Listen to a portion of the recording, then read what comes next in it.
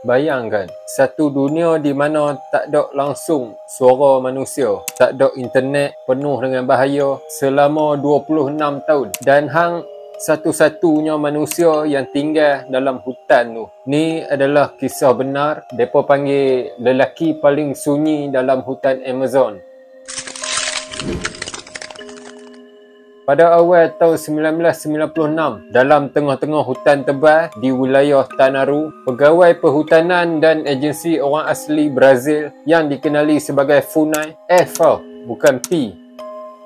Mereka ni buat rondaan dalam hutan Amazon macam biasa. Manalah tahu kot-kot ada dusun musang king haram. Boleh terbang siap-siap kan. Sebab dekat Brazil, ada lebih kurang 80 tribe yang wujud dalam hutan Amazon tu. Tribe yang tak ada kontak dengan manusia moden. Hari mereka buat rondaan tu, tiba-tiba mereka terjumpa satu, dia macam pondok kecil tau, yang dibuat dari daun-daun kayu. Pondok aja, orangnya tak ada. Dan dekat-dekat dengan pondok tu juga ada satu lubang dalam yang muat-muat badan manusia. Makin jauh mereka ronda, makin banyak lubang yang mereka jumpa Tapi siapa yang buat semua lubang tu? So orang yang buat lubang tu, dia seorang lelaki yang hidup dalam kesunyian. Betul-betul punya kesunyian. Hang punya sunyi tu tak boleh nak lawan dia punya sunyi lah. Brother tu dia tak pernah muncul secara terbuka, tak pernah berdepan dengan manusia moden. Orang cuma dapat kesan dia daripada jauh lah. So pihak FUNAI, mereka try lah nak umpan dengan hadiah. Mereka letak parang, letak makanan-makanan. Tapi brother tu dia tetap tak tunjuk muka. Dia tak termakan pun dengan umpan-umpan tu. Mungkin sebab dia bukan materialistik lah macam awet hang.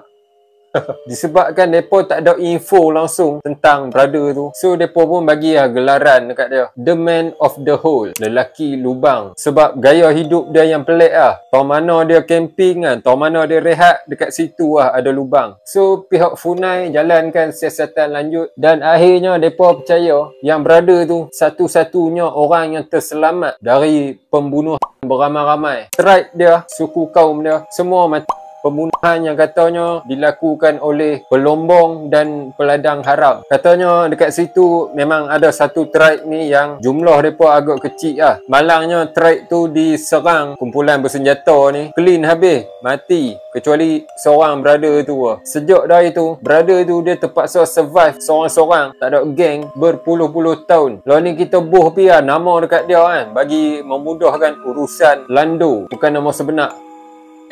Kira hampir-hampir 26 tahun pihak FUNAI monitor pergerakan Lando daripada jauh. Katanya Lando suka berpindah randah dalam radius yang kecil tau. Sampai satu tempat, buat pondok sikit, korek lubang sikit, memburu sikit, bikin senjata sikit. Semua tu bersendirian. Dia memang tak biasa dengan manusia moden ni Kita ni dia anggap alien lah. Nampak lesap. Dengar bunyi helikopter tuang kot padang. Tahu-tahu heli tu pun dia ingat dinosaur.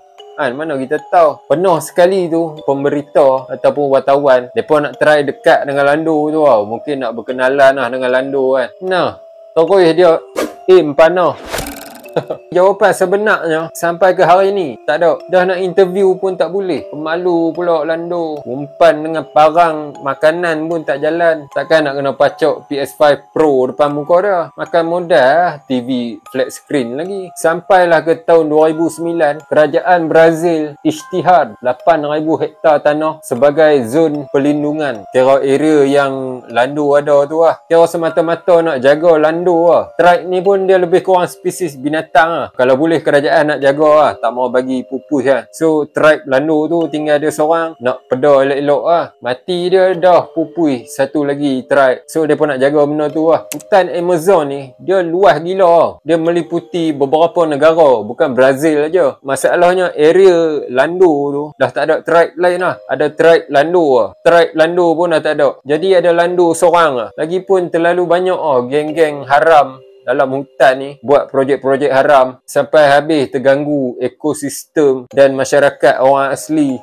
dekat dalam tu. Tiba-tiba Ogos 2022, lepas beberapa minggu Lando tak dapat dikesan, pasukan pemantau masuk ronda hutan. Tiba-tiba mereka terjumpa jasad seorang lelaki yang terbaring dekat pondok buluh DIY yang terakhir. Tak ada kesan luka, tak ada kesan cedera, tak ada kesan diserang. So mereka simpulkan Lando mati. secara semula jadi lah. So kematian Lando viral. Ni bukan Lando yang duk ada dekat Semenanjung lah. Ni Lando lain, Lando Brazil. Kematian Lando viral. So orang awam semua marah lah. Tergamuk geng-geng haram ni cuci habis satu trike. Tapi tu lah boleh marah kot jauh je lah. Nak masuk Amazon tak berani. Amazon tu bay, hang nampak katok pisang dalam bilik ayak pun hang boleh cancel appointment dengan jamban.